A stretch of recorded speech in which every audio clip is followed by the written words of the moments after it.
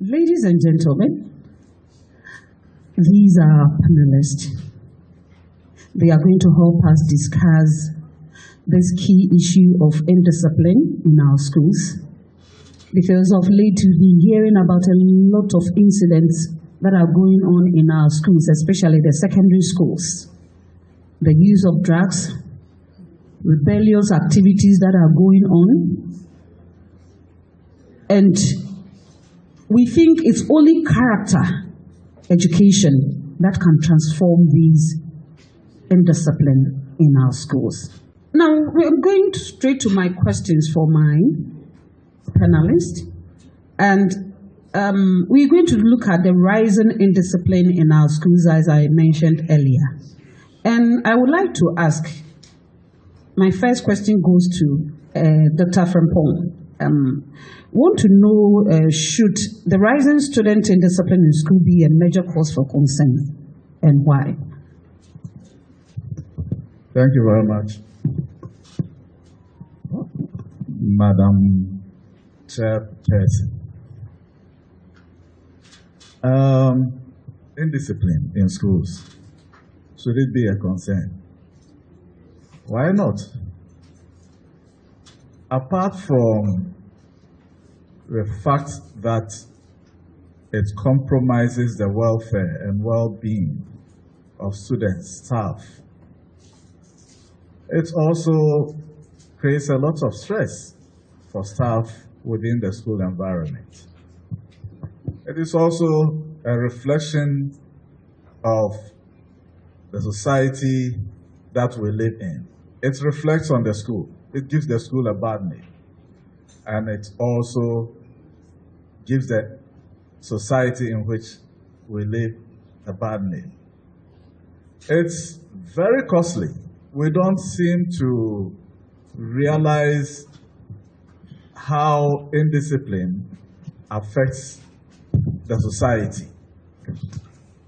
First of all, just look at examination, the way we cheat in our examinations. It starts from the schools, and it goes on nationwide, to the extent that everybody is now looking for exam questions.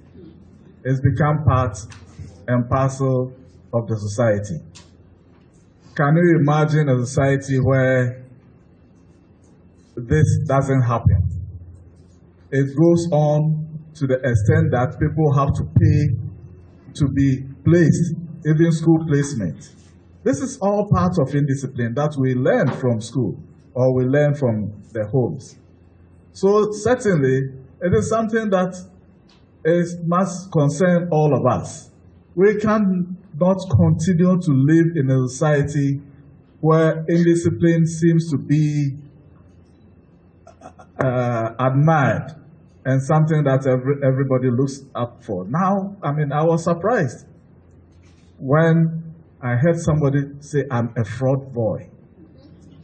You know, something that is accepted, he's fraud boy. Can you imagine that? All these people are moving within the society, and it's indiscipline. It's part of what we have been taught and brought, along. So certainly, it's an issue that we should all be concerned and begin to address it holistically. Thank you. Thank you, Dr. Frimpong. Please, let's give him a round of applause. That is a concern, because looking at how things are going, we cannot move correctly in this direction. I don't know if any of the panelists would want to add something to what he just said. Thank you. Yes, indiscipline. Indiscipline is something that is really ruining the society in which we live in now. To me, it severely disrupts learning, and then it lowers academic performance. And then it also increases dropout rates and can even endanger both the staff and the students. Some of the cases are in the news, and it's very disheartening to see the country in this state. In my parts of the country where I am, like Dr. rightly said, we are, the youth are deeply soaked in Sakawa. It's so sad seeing these nice from good homes, you know. I don't know how they get into it. I think most of it is due to this social media, their phones they have, which is causing a lot of indiscipline in our societies.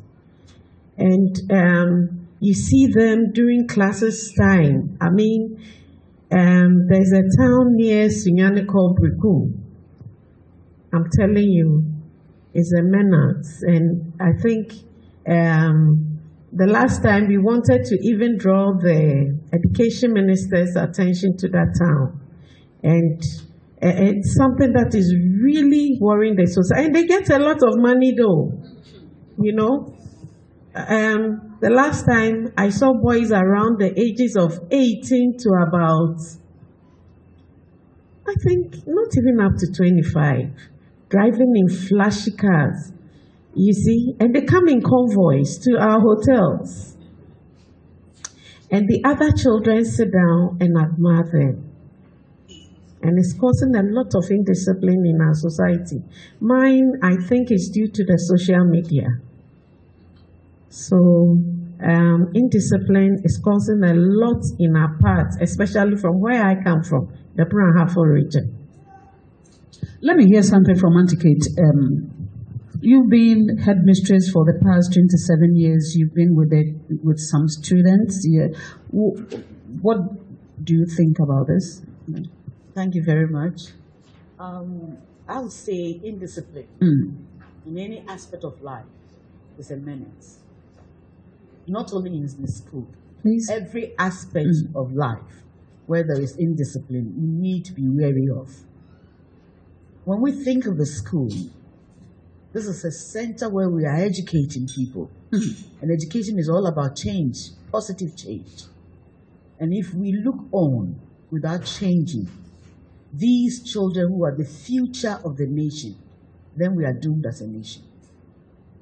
And so it is not only the immediate effect of it affecting the students or some people learning because they are setting bad examples, but we must be wary and we all must really throw our hands to the wheel to change it because it will affect the nation. Where there is no peace, where there is no comfort in the nation, we have nowhere to go. And so indeed, we need to quickly do something about indiscipline. It's a whole mindset. And when the society frowns on positiveness, or rather refuses to encourage or reward positive attitudes, and instead blindly look on when others are negatively exhibiting qualities that are not admirable. Like she said, that they come in convoys flaunting their wealth, and then others look on and they want it because it's money. We have lost something as a nation. Money has now become the value. And so once you have money, we don't care how you got it. It's like the end justifies the means, and which is wrong. We need to quickly and urgently do something about this. And it's important to catch them younger. In the school where they are supposed to be educated, they are supposed to be imbibing good qualities and values. This is where we have to now attack that problem from its roots. Thank you. That's very deep. That's very deep. Let's give it to her. Let's clap for her. Thank you. Yes, to add to what my colleagues have said, indiscipline is of great concern to the nation. And sometimes we, those in the religious sector, my mom was a Muslim and my dad a Christian. So I have the opportunity to study both religions. So if as a nation, we are both Christians and Muslims, and these religions frowns on indiscipline, and they have strong values in raising up children. My question is, why do we have this moral decadence in our schools, because when you go to any school, most of the children come from either a Muslim background or a Christian background. And even when you deal with children from traditional homes, these religions also believe in moral values. They also believe in good characters. Even atheists, they believe in good characters. So then why the moral decadence in our students and the gross indiscipline in our schools? There's something wrong somewhere, which I believe, and for which I say that I will really salute all the teachers here. We really salute you for all the good work you are doing. And I think there's a wake-up call. It should be a revolutionary call to all of us. A great concern. Churches must wake up. The mosques must wake up. The imams, the pastors must wake up to it. And it's not only in the schools. It will amaze you sometimes when I walk through our Sunday schools. It surprises me the kind of indiscipline. Children as young as 6 years, 8 years, 10 years, the kind of indisciplined character they exhibit towards their Sunday school teachers. It's so amazing. And my daughters went to school where the PTA, they call it PTN, Parent Teacher Network. So like the way we are seated here, that's how we network. And you have the opportunity to talk to subject teachers one-on-one with the award by you. And I was amazed one day, Madam Coordinator, where a student, the subject teacher was complaining, oh, she's this, that, and she was like, hurry up and let's go. And her mom was, oh, oh my God. I felt like just slapping the girl right there. So after the program, I took the opportunity and I spoke to the parents. I said, look, parents, there's something wrong with us. There is something wrong with us as parents. And for me, I always tell people, I believe in the way our parents brought us up. So my children, I don't spare them. When you see my children, I'm not bragging. Of course, children, we all have different characters. But I make sure I train them the way I was trained, strict. Each child, you have 10 canes with your name written on it. I never flogged any of them. But I buy the cane and I tell you, these are your canes. One in the kitchen, about 4 by your bed. So the moment I come and I wake you up, Mommy, wake up. When you see the cane, you get up. So the canes did all the things for me. I don't talk that much. And I believe we must bring those discipline. It's very, very important. Because I will give all the blame to the parents. We, the parents, I'll give the blame. Because I've had the opportunity to interact with a lot of parents, and it's amazing. Mothers take their children to the Sunday school, and the way they even talk to the teachers, the Sunday school, I'm like, are you serious? A child of God? It's amazing. So for me, I salute teachers. I salute you. Thank you. Thank you, Reverend Pastor. Please clap for her. Yes, I think yesterday I was having a discussion with Auntie Mariam, and she was like, hey, Auntie Nancy, this time I'm suffering. I went to the market and I bought a key. And I had to lash my boy. And I was like, wow. I said, yes, it's too much because she can't take it any longer. Let me go to Mr. Mashoud, right? Yes, Mashoud. You've been going around the schools as an inspector in the northern sector. What are some of the cases that you bring before you? Thanks so much for the wonderful opportunity given to share this worrying trend going on in the country, of which northern region is not an exception. Actually, the upsurge of indiscipline in our schools is very worrisome. Yeah, actually, as you rightly mentioned, during our monitoring, issues of indiscipline of our students always comes to our notice. Like students will not go to classes. Whilst classes are in session, they will be at the dormitories, either sleeping or arguing among themselves. These are some of the issues that we normally receive from our teachers.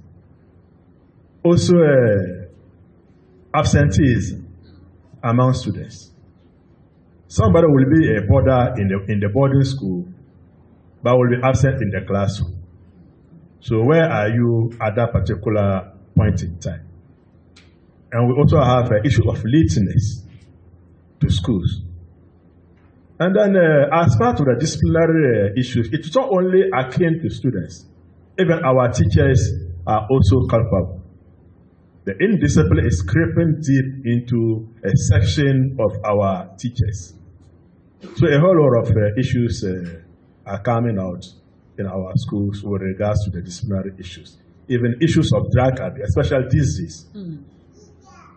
Taking hard substances among our students is very rampant in northern region. It's serious. Yeah. It's serious. And I had the opportunity to witness some of the substances that they take. These are our cough mixtures. There's one particular one called Benylin with codeine. Yes. And what they do is that they buy calipo. These are normal calipo. And they will mix it with a Benylin. And this Benylin cough mixture that they sell at the pharmacy, like, I don't know, is it 20 cedis or 30 cedis? It costs 450 cedis. That's how much they buy it. And when they buy, then they will add the red. Yes. So that cough mixture with the calipo and with the red. Or sometimes they buy any of the energy drinks and they mix it with it and they drink. And they become, I don't know how they feel. They feel they are on top of the world, enjoying life. And when they go into that mood, it takes them about 8 hours to come back to normalcy. So imagine a young guy who's supposed to work and has gone into hibernation, someone will say, for 8 hours. For 8 hours before coming back. And immediately they are done, when they come back, they will look for food. When they are done eating, they go back into that state again. So what are we talking about? Now let's look at where these things are coming from. The root cause of these things. I think we are scratching the faces of the menace. Deep down, what are the causes? Do we put the blame on the doorsteps of Ghana Education Service? On the parents? On teachers? On the children? Where do we put the blame? So let's find the root causes. We are all parents. Some of us are parents here. Where are these things coming from? Doctor, will you help us with that? Okay, thank you. Thank you very much.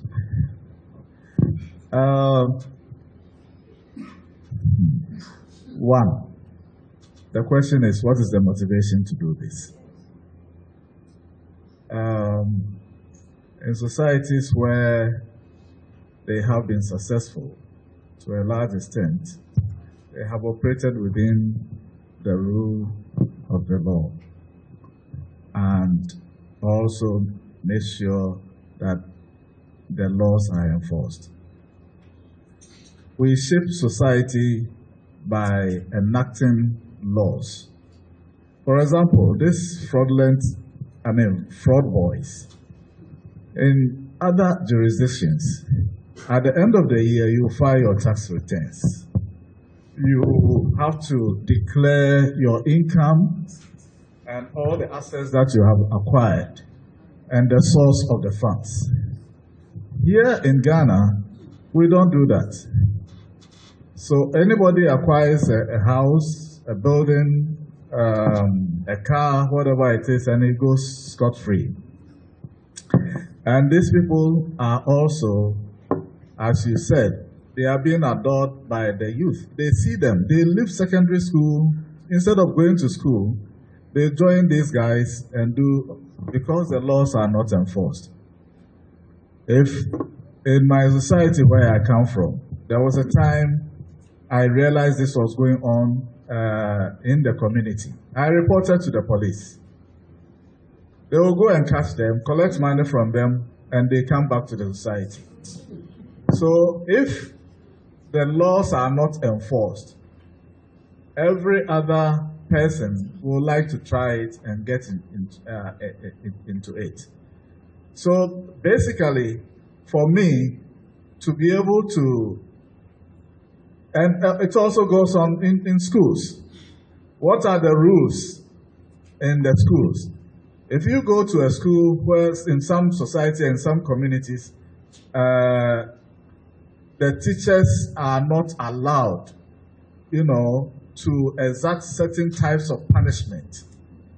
You go and you punish a student, the next time you are asked to reverse the decision by authorities.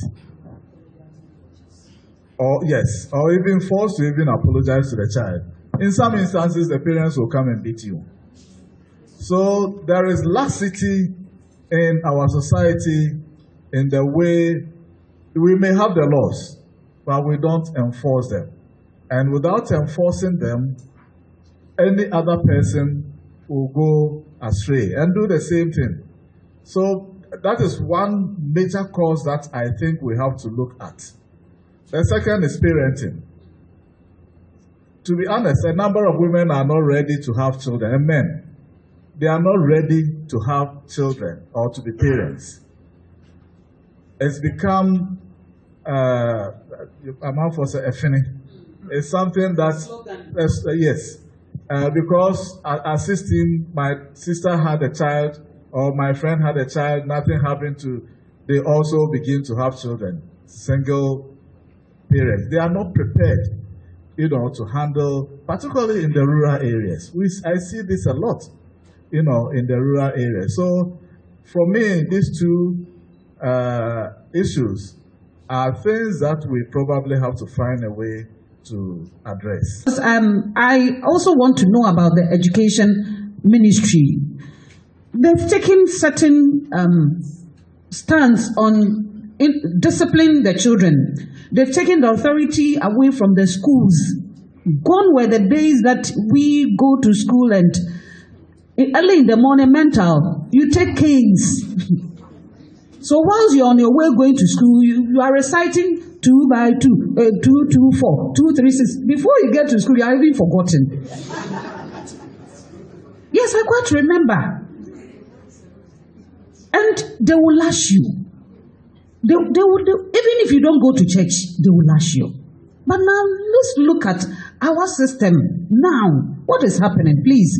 But the corporal punishment, right? Yes, because it has to come back. It has to. I think Atike's want to say something. It has to. We're looking at it from our background as Ghanaians. Yes. How do we nurture our children? Like she said, we nurture them with a cane. Yes. Whether you're going to use it or you're going to use it to frighten them, it is still the cane. The presence of the cane shifts the character. But here we are importing something from another country and saying, do not touch the child. I remember as headmistress in 2 different places. A school like Wesley Girls, we never caned anyone. No. But we had our means of punishing, and like you said, meaningful punishment, and it worked. But I went to Accra, and there I saw every teacher wielding a cane. And I said, did we come to teach caning or what? And I stopped it. The government had not come out with that caveat that we shouldn't cane. But I stopped it in myself. I felt it was too much. I felt hitting them with the cane was making them think and move like donkeys. They only react with the cane.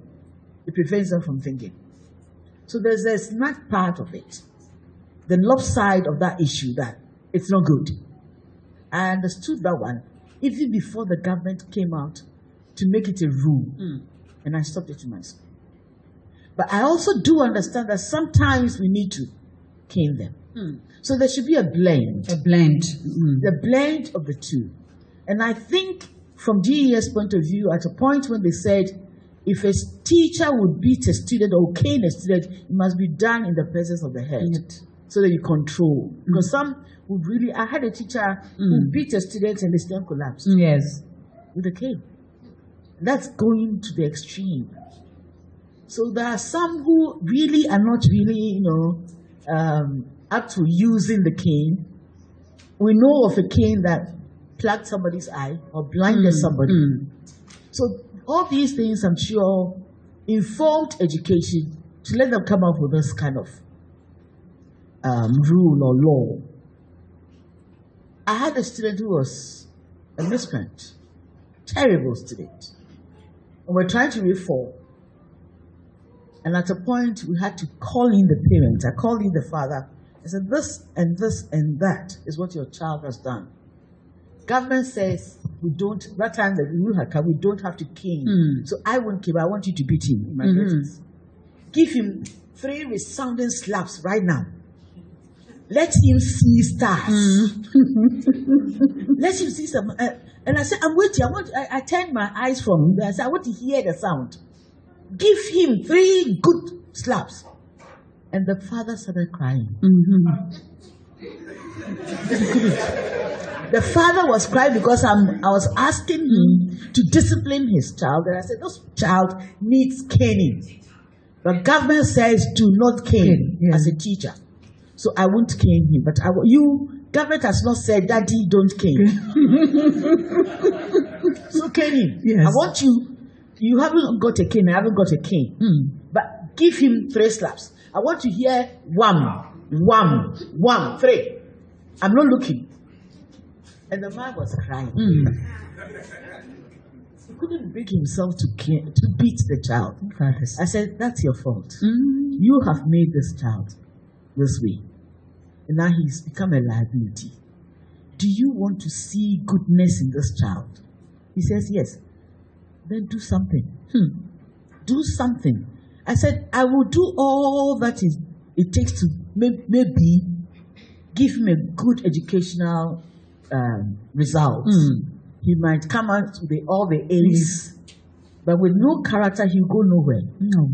He'll go nowhere. Not at all. And at the end of the day, if this child becomes somebody that we all can be proud of, I, as a head, can only sit back and say, this was some time ago, my student. That's all. But you will benefit.